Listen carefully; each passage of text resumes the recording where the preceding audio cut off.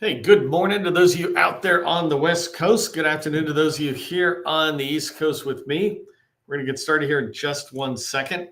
Um, if you haven't checked this out already, I just want to let you know, those of you showing up early and on time, that that I put a post out today. It's one of my favorite posts to put out. It's basically saying, hey, I have 40,000 followers and connections. My network, right, in LinkedIn is 40,000 plus. And I want them to connect with you, right? So if you're interested in connecting with federal people in the federal market, go over to this post. And all sorts of people engage, and they put their name in, they put a comment in saying, I'm open to connecting. And it's a great way for you to build your connections, your network within the federal market by 50 or 100 people in a single day. It's a really good opportunity out there. And also, one of the things I mentioned within the post that I did was that coming to these trainings is another great way to network. I'm going to talk to you about Department of War's new acquisition transformation strategy and my initial thoughts on it. But in the chat are all sorts of people, and you can connect with each other, go offline, and keep in mind, some people you connect with, you're going to team up with on an opportunity, or you're going to build it even stronger and have a strategic relationship. Other people are just in your network, and we are all in each other's network, so that when we need to do an outreach, we can. Maybe I have somebody in my network who I'll never particularly work with, but maybe you connect with me, like you're reaching out to me saying, hey, Neil, would you introduce me to Sally here?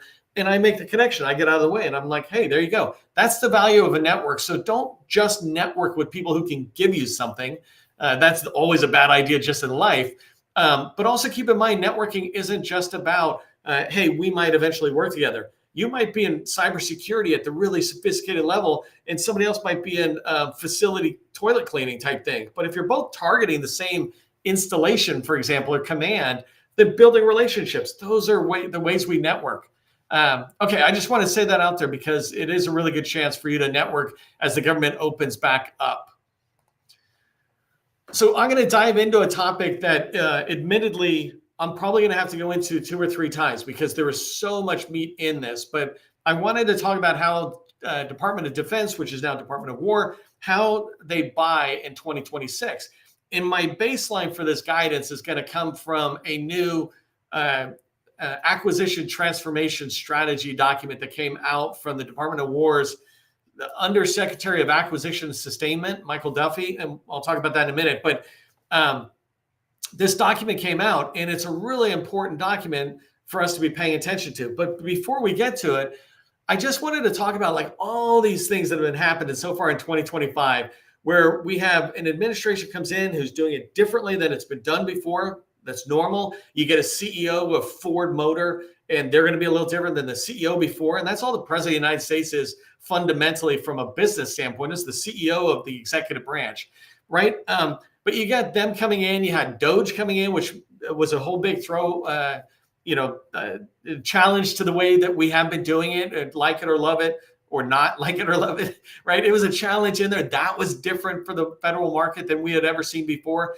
And then the government shut down for 40 plus days. So all these kind of hiccups happened. But in AI came out just full force in 2025, right? It had been introducing itself earlier, but 2025, it really came out full force. And so all these things are coming together to try to impact how we do business, whether they mean to or not, they are.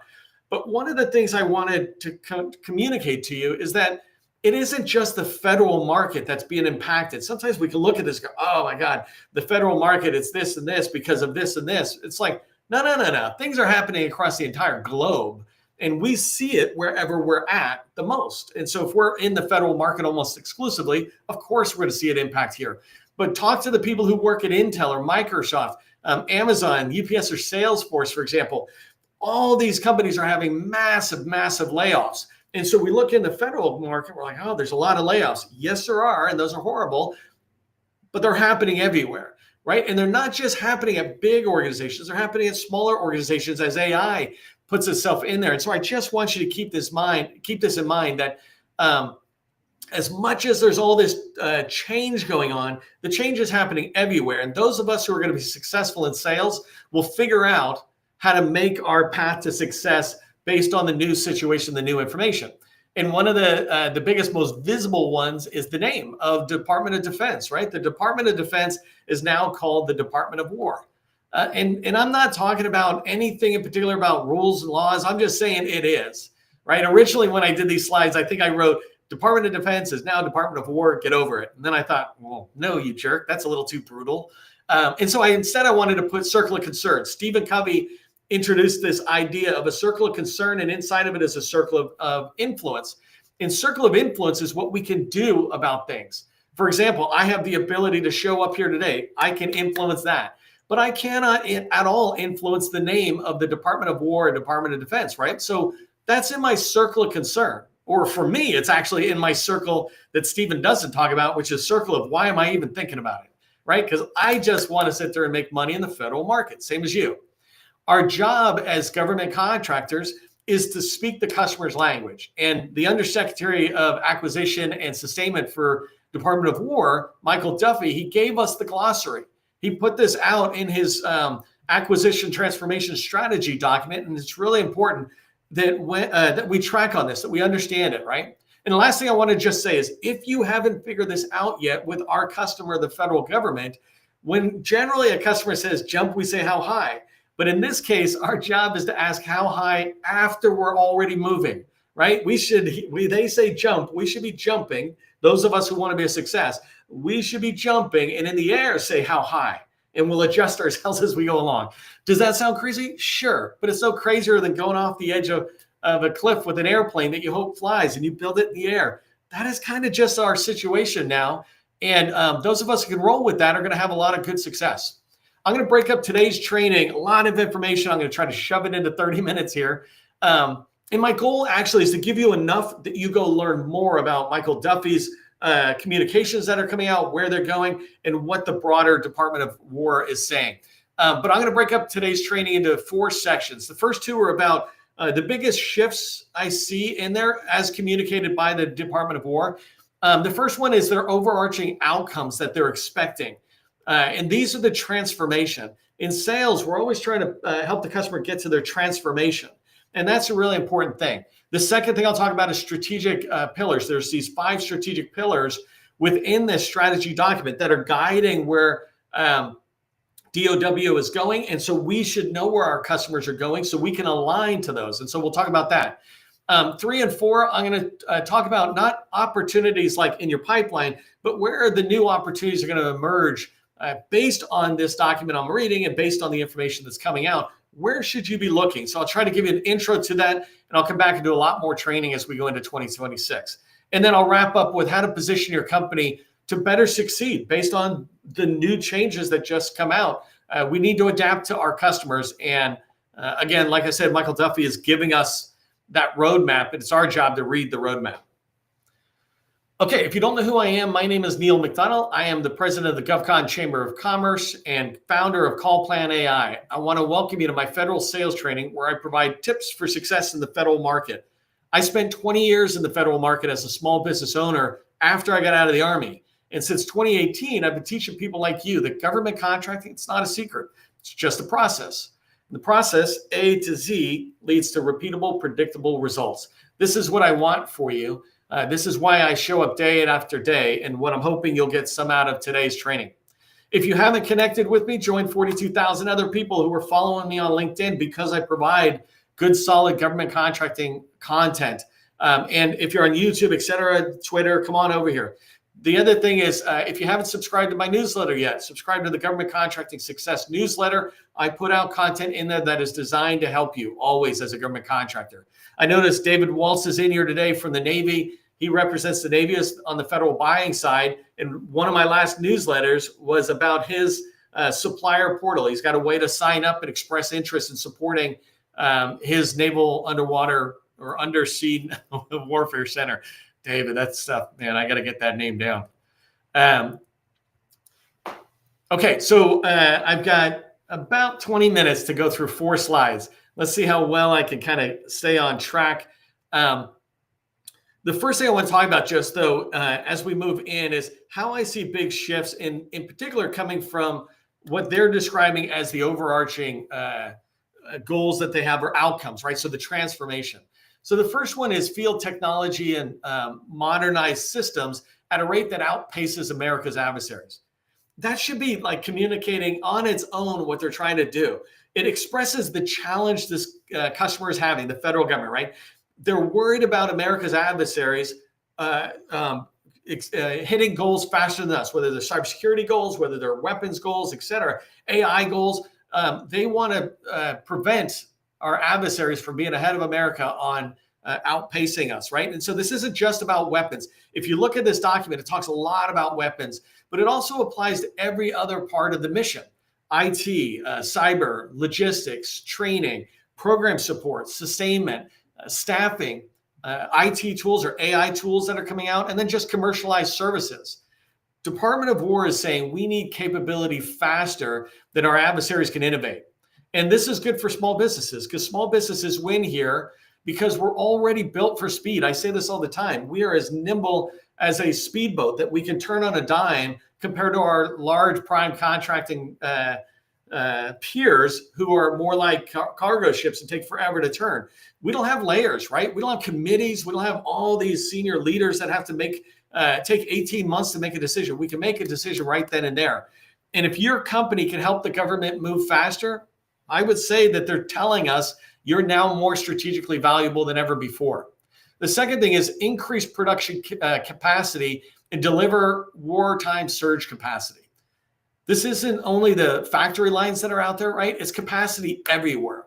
More capacity for services, more capacity for cyber defense, more capacity for sustainment and O&M, more capacity for data, analytics, training, logistics, contracting support, all of these things that I know many of you do. Everything that keeps the mission moving, they need that. Department of War is basically saying to us, if you can scale people, process, tools, or technology, we need you.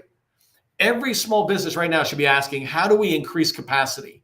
How do we show the government we can surge? This is what I've said in previous trainings about with Doge. How do we show them that we're tied to the essential services that are important to them?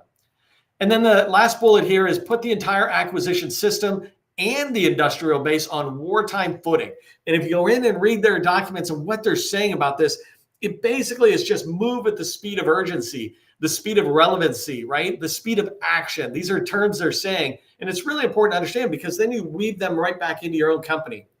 Wartime footing means urgency, speed, and reduced bureaucracy. So on the in time as well, right? Less time, or the inside, less time spent writing long documents, more use on the government side of commercial solutions, more direct to supplier buying, more OTAs and other faster rewarding processes, more willingness to take smart risks with small businesses. I've done this training before where I talked about a senior contracting officer, 20 years in DOW, 20 years in there, who wasn't really aware of how valuable small businesses were until one day something happened that just finally flipped the switch and he tried it.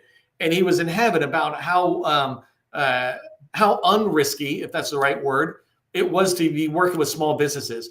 If you can help the government reduce friction, whether it's through automation, staffing, process simplification, cyber hardening, better data, then you're going to fit perfectly into this shift that Michael Duffy is talking about.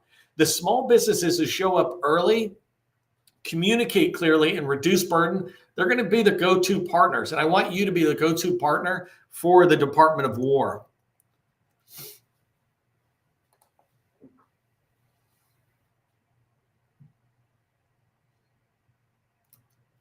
All right, second part that I wanted to talk about on the biggest shifts are on their 5 strategic pillars, right?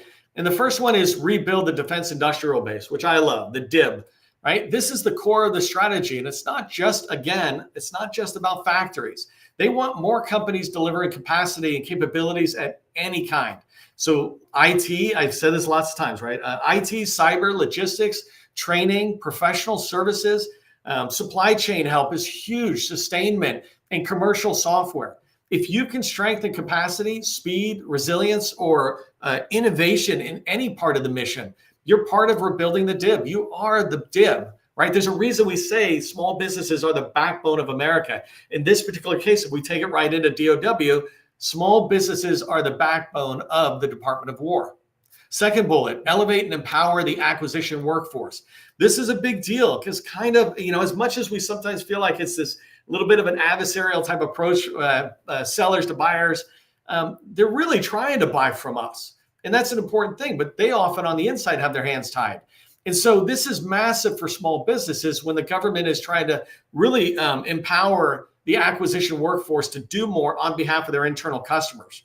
Department of War is giving program managers more authority. You're going to hear a lot about PEOs going to programs and tying in contracting officers, et cetera. They're giving them more flexibility and more speed out there, which means fewer layers between you and the people making those decisions. When program managers inside the federal agencies are empowered, they choose vendors who actually solve problems quickly. And this is that contracting officer I was talking about. He's like, wow, you guys can keep doing it. Maybe I come back. That's where small businesses align and shine with the Department of War. Next one is maximizing acquisition flexibility.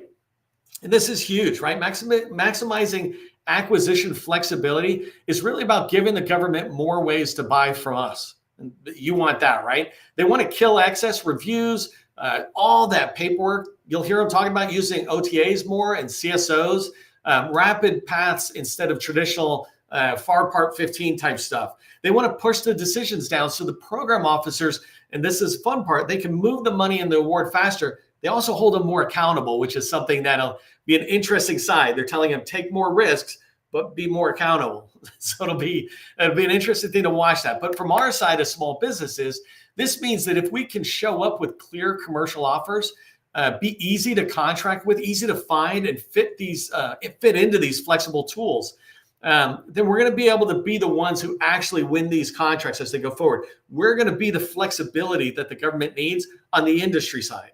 While they're being flexible on the inside with the acquisition team, we small businesses are the flexibility side of industry. The next one is developing high performance systems. And this is a big deal. And, when I look at this, it is huge. And you think about big weapon systems, a lot of stuff out there, right? But this pillar is talking about making everything the department buys, not just those weapons. And it makes everything perform at a higher level.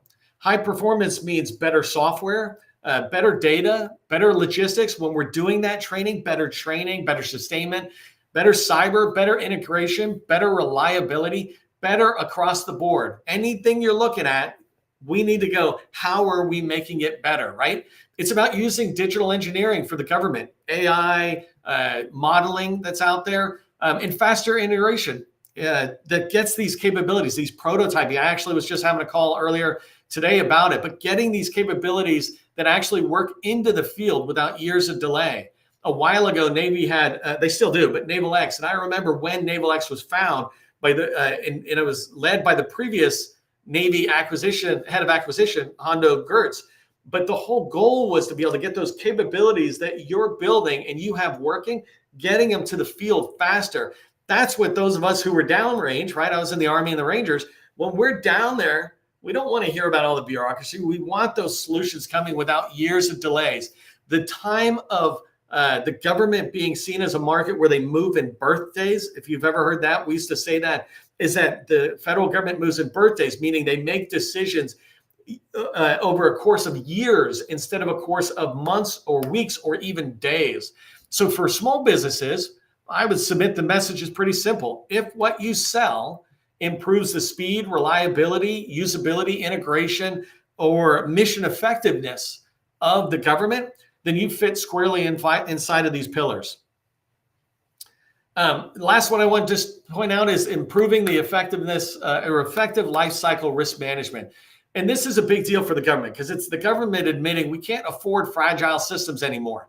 Lifestyle risk management means fixing the problem across the entire life of a system, not just buying it, right? And so they're specifically calling for better sustainment planning, more reliable repair and maintenance, stronger supply chain visibility. This is huge, and you'll hear everybody talking about it. Reducing single points of failure, which frankly, you should be thinking about internally as well.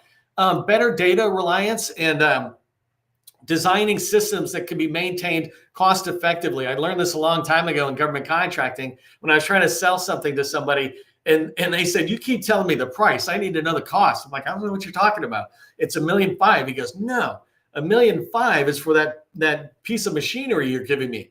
but how much does it cost me every year to put ink in there or film if we're taking pictures? And I started becoming aware of the fact that I wasn't selling them the long-term supply chain of that product they were buying. And so it's really important that they understand the cost effectiveness.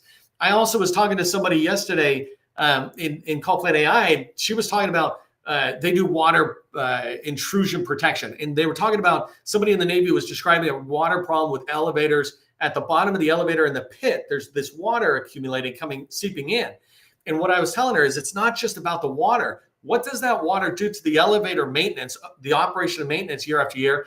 And what does it do to shrinking the life of how long that elevator lasts before you have to replace it? And so that long-term cost is really important for us to remember. And that's what DOW is trying to communicate to us in that particular area about improving effectiveness. Okay, so here, and I know I got a lot of stuff in here. You can come back and look at this. I am going to keep trying to work through more of this training because it's really important we understand our customers, and our customer has changed. I did want to pause for a second and thank our sponsor, Voltron. Voltron does AI-powered proposal writing, taking you from finding the solicitation to writing an early draft within minutes instead of weeks. And this is a vitally important thing for those of us as we try to compete at that speed that the Department of War is saying. So at the very least, do me a favor and throw a thank you into the chat or the comments saying, thank you, Voltron. It's just a simple way of saying thanks for sponsoring. If you're writing 4 proposals or more a month, you should check them out, get a demo. Okay, 8 minutes left, 2 slides, or well, 3 slides, but 2 slides that are big.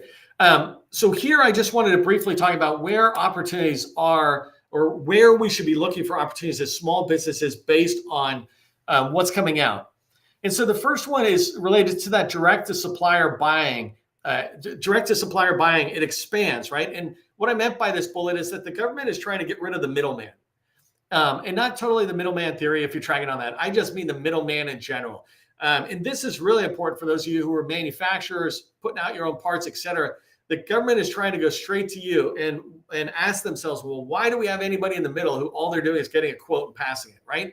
And so that's a good opportunity for this. That's a new opportunity for us. The second thing is that commercial technology becomes the default. What they're trying to do, there used to be this line, I can't remember what it was called, but I think it was, buy before you build. And so, excuse me, my last company, I did software development. And in software development, we would build stuff from the scratch. And they're saying, well, why buy stuff? Why pay for you to come in and build it? If somebody has already built it, we can just buy it. And so that's where you want to be tracking on that. Also, the way they're buying, I put CSOs and OTAs in here, and then COTS, right? Commercial off shelf. You want to explore these and figure out how is your company going to be able to serve your customer and reach your customer faster through these CSOs that are dropping, OTAs and COTS, right? And if you don't know what those are, those should be assigned to you that you need to do that research and understand it. And then go back to your ideal customers and say, hey, Navy, hey, Army, what are you doing related to CSOs, et cetera, right? The third thing is that more new entrants are wanted. Even though there's 350,000 plus small businesses within DSBS, which is basically the available small businesses to the government, they see the DIB as a lot smaller. In fact, they see the defense industrial base as just people who have won prime contracts, but it is much larger. They go back and forth between seeing it small and seeing it big. But the supply base are the ones who've won primes that are in the DOW as well as the subcontractors. And then those of us registered in SAM, just because we're not in DOW doesn't mean we don't want to be, right? But they also want to expand out even further and really welcome more businesses coming in. Bring work that is being done OCONUS into CONUS, so they're done by American manufacturers. And this is new, right? This is huge. There's new opportunities perhaps for you to pursue federal work. The fourth one, supply chain fix requires thousands of new vendors. They recognize that supply chain is a national security issue within the Department of War, right? Or within the federal government in general. They recognize this. If you just paid attention during COVID, and as COVID began wrapping out and we started seeing where our supplies were coming from, and we look at all our technology, et cetera, where it's being made, well, there is this idea of bringing it in into America, but there's also this idea of how are we reaching and how are we growing our supply base? That's an opportunity for many of you. And the last one here is rapid prototyping and solutioning or solution marketplaces. There's a lot to go in here, but this idea going back to OTAs, for example, or CSOs, the SIBR program, if you're familiar with that, it's a little bit on hold, but it'll come back. This whole idea of innovating and getting products into the field much faster so that it can be tested. But there's also these solution marketplaces, and I'll do a whole separate training on that. But these places, if you've got finished solutions, you can get them vetted in there, and then they've been vetted by one agency, one buyer. Now it's made available to every other buyer saying, hey, this has been vetted by somebody in another agency, and you all can have access to it. Price and the product have been negotiated. Those are opportunities. Those are things I want you to go to explore, right? Today's training is not about giving you the final answer on that. It's about opening these all up to you for you to go explore more. All right, the last thing I want to do, and I just got a few minutes left, is how to position yourself and your company out there. I talked about the transformation, right? That they want those 3 transformative statements. And then the 5 pillars. Tie yourself to those. Figure out which one do you align with most. Me, for example, I align holistically with growing the dip, not the other 4 pillars. I just don't even casually align to the others. I align to growing the dip. So anything I do is going to be speaking to that. And that's okay. I don't need to sit there and align to all 4 or all 5, and neither do you. Figure out where you align. It's okay if you're aligned to 2. It's not okay if you align to 3, because in my opinion, that means you're doing too much. And even Booz Allen might not have aligned to all 3. The next one is lead with commercial, not custom. And this means when you're going in and talking to the customer, talk about how we've already got something pre-built. I was talking to a customer who's building an AI tool around their internal processes. I said, as soon as you're done, take that and go demo that and say, hey, we've already built this. It's 80% of the way for you to do it. It has to be 20% configured for your internal business need, but the underlying tool and process is built already. Well, that's leading with a commercial idea, not, hey, we can build from scratch a new solution. Third one is show speed and risk reduction. Speak to the idea that they need to reduce risk for sure, but they need to move at the speed of action that keeps them ahead of our adversaries. And if you talk in that way, you will be able to move much faster, right? What can you get done in the next day, in the next week, in the next month? Not the next year, right? If you look that far out, then you're not moving at speed. Fourth one, fit into an open, modular, interoperable system. This is coming out of that document. Fit into open, modular, interoperable system. What this means by this is open means a lot of people can use that technology and to combine it, right? Modular, though, is pieces. That used to be one of my favorite things to do. Is I'm doing that with Call Plan AI. I have this big system in mind, but it actually is little teeny apps that are all being plugged on together, and they're not actually even needing a core. They each kind of act like their own core. And so to me, that's modular, and interoperable means don't build us something that's just going to conflict with what we already have. So that is very important, especially for those of you who are innovators out there and you bring in new ideas, et cetera. Make sure you understand what they have and how what you have is going to fit in nicely. And then the last thing you can do to position yourself better is demonstrate how you strengthen the supply chain. You know, if you can come in there and really help them with one of their biggest challenges, then they're going to be open to listening to you. And then your idea is the thing that has got to sell them for more meetings and potentially a contract, et cetera. But it starts with you even demonstrating an understanding of what's important to them. Here's what I want you to remember, because there's so much in here. First off, go watch the replay. Second off, go download the document I was talking about, or you can watch. I'll put it out pretty soon. But download that document as a reference. But here's what I want you to remember as it relates to this, right? There's this great line out there when you look at the Department of War and what's going on in there. Some people make it happen, some people watch it happen, and some people say, what happened? If you pay attention to what Michael Duffy put out here in the acquisition transformation strategy, then you can be part of the people who are making it happen. You're not going to watch it happen, and you're not going to wonder what the heck happened. You're going to make it happen. And that's how you succeed as you go forward in government contracting. I did want to just say, as we wrap up, we got 1 minute left. If you're trying to grow within the federal market, especially around starting and building relationships, come check out Call Plan AI. I'm still in the early phases of building this out, but you get access to me as I help you have more successful meetings with federal buyers and teammates that lead to your success. All right, just remember, government contracting, it's not a secret. It's just a process. Part of the process is ending on time. I am, so I'm out of here. Have a great day.